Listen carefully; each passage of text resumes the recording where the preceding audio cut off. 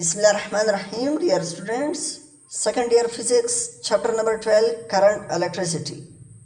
इस चैप्टर को स्टार्ट करने से पहले आप लोग ये नोट कर लें कि यूनिट 11 इलेक्ट्रोस्टैटिक्स में हमने स्टैटिक चार्जेस को स्टडी किया था. Electro means charge and statics means rest. So electrostatics is the branch of physics in which we study those charges that are at rest. While in current electricity, we will study the moving charges. Current electricity को हम electrodynamics भी बोलते हैं क्योंकि इस chapter में हम उन चार्जेस को स्टडी करेंगे जो हरकत में हों.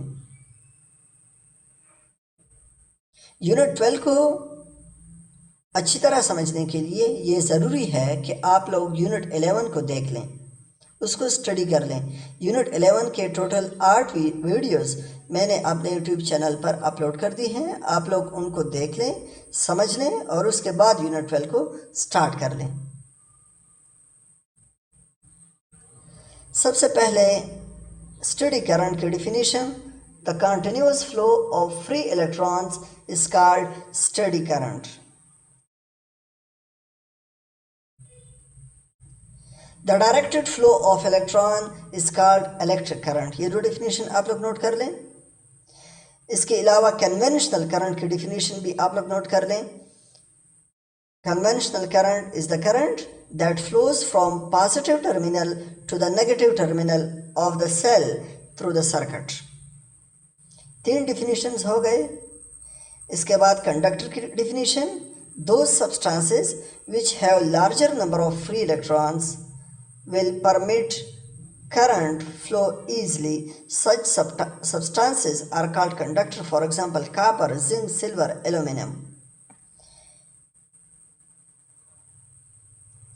तो ये बेसिक डिफिनीशंस थे जिनको मैंने एक्सप्लेन इस वजह से नहीं किया कि आप लोग ये सब कुछ जानते हैं.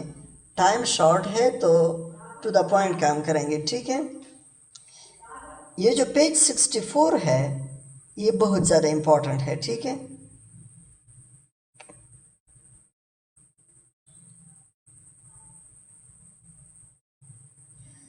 In different current carrying materials, the charges on the moving particles may be positive or negative.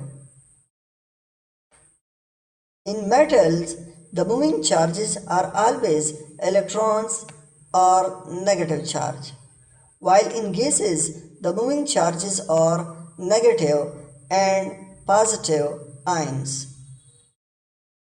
Metal के अंदर जो इलेक्ट्रॉन होते हैं वो करंट पैदा करने का सबब बनते हैं, जबकि गैसेस में पॉजिटिव और नेगेटिव आयंस करंट पैदा होने का सबब बनते हैं.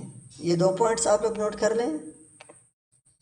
इसके बाद है semiconductor material such as germanium or silicon.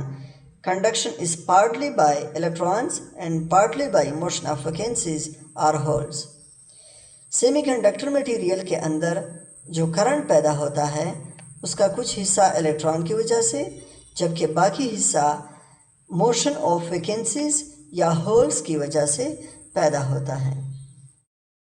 तो 3 चीज़ों का हमने स्टडी किया. मेटल के अंदर करंट को, गैसेस के अंदर और सेमीकंडक्टर मटेरियल के अंदर.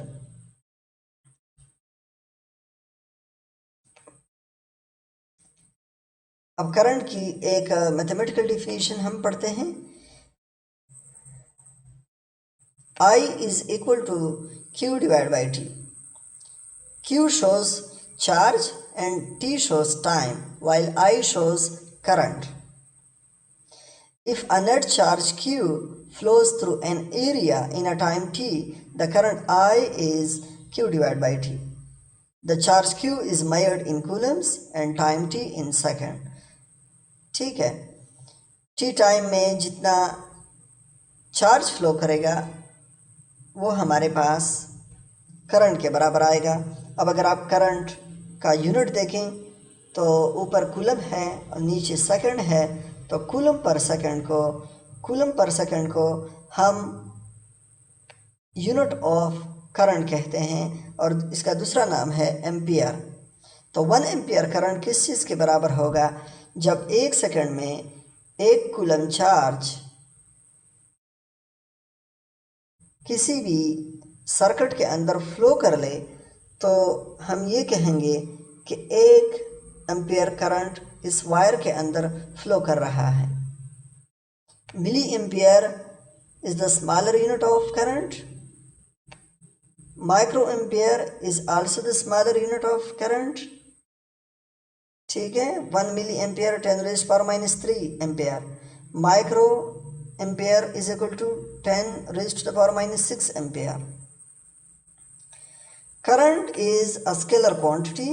It does not follow vector law of addition. Vector law of addition को ये फॉलो नहीं करता क्योंकि ये वेक्टर नहीं है, ये एक स्केलर क्वांटिटी है जिसका डायरेक्शन नहीं होता। ठीक है, अब हम ड्रिफ्ट वेलोसिटी इन कंडक्टर को स्टडी करते हैं। हर मेटल के अंदर बहुत ज़्यादा तादाद में फ्री इलेक्ट्रॉन्स होते हैं और ये फ्री इलेक्ट्रॉन्स बेतरतीब मोशन करते हैं। ये किस स्पीड के साथ मोशन करते हैं? इनकी स्पीड है 10⁵ मीटर पर सेकंड।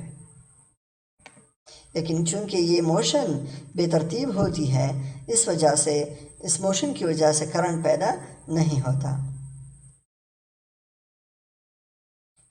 जब आप इस मेटल के साथ बैटरी को कनेक्ट करोगे तो इसकी जो वेलोसिटी है, इसका जो स्पीड है, वो 10⁵ से 10⁻⁻5 मीटर पर सेकंड तक आ जाएगा। लेकिन ये जो मोशन है ये करंट पैदा करने का सबब बनेगा क्योंकि इसमें जो इलेक्ट्रॉन्स हैं वो किसी ख़ास डायरेक्शन में मूव करेंगे और वो डायरेक्शन क्या होगी? Against the direction of electric field. Electric field के डायरेक्शन के अपोजिट ये इलेक्ट्रॉन्स मूव करेंगे। तो अब हम इन दो लाइंस में ड्रिफ्ट वेलोसिटी की डेफिनेशन करते हैं। The average velocity with which free electrons get drifted in a metallic conductor under the influence of electric field is called drift velocity.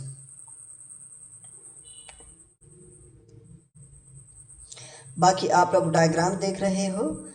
इस डायग्राम में मेटल के साथ किसी किस्म का कंडक्टर अटैच नहीं है, तो इसके जो इलेक्ट्रॉन्स हैं वो इर्रेगुलर मोशन कर रहे हैं 10⁵ मीटर पर सेकंड वेलोसिटी के साथ, और इस इर्रेगुलर मोशन ऑफ इलेक्ट्रॉन की वजह से किसी किस्म का करंट पैदा नहीं होगा। जबकि दूसरे केस में इस मेटल या कंडक्टर के साथ हमने बैटरी को कनेक्ट किया है, जिसकी वजह से इलेक्ट्रॉन्स एक ख़ास डायरेक्शन में मूव कर रहे हैं और इस डायरेक्टेड मोशन ऑफ इलेक्ट्रॉन्स की वजह से करंट पैदा होगा। और ये करंट किस चीज़ के बराबर होगा? I = Q/T। अब हम ECG को स्टडी करते हैं। ECG का जो एब्रीवेशन है वो आप लोग देख लें। It is a neurological test that uses electronic monitoring device to measure and record electrical activity in the brain. इसके बाद आप लोग ये नोट कर लें, brain electrical current consists mostly of sodium positive, potassium positive, calcium +2 and chlorine -1 ions that are pumped through channels in neuron membranes.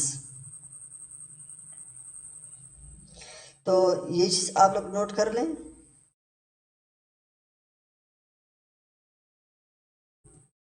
इसके अलावा example 12.1 is very important.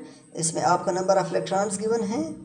ठीक है, आप लोगों से करंट और इसके डायरेक्शन का पूछा गया है। तो कुछ देर पहले मैंने आप लोग को ये क्वेश्चन बताया था, I = Q/T।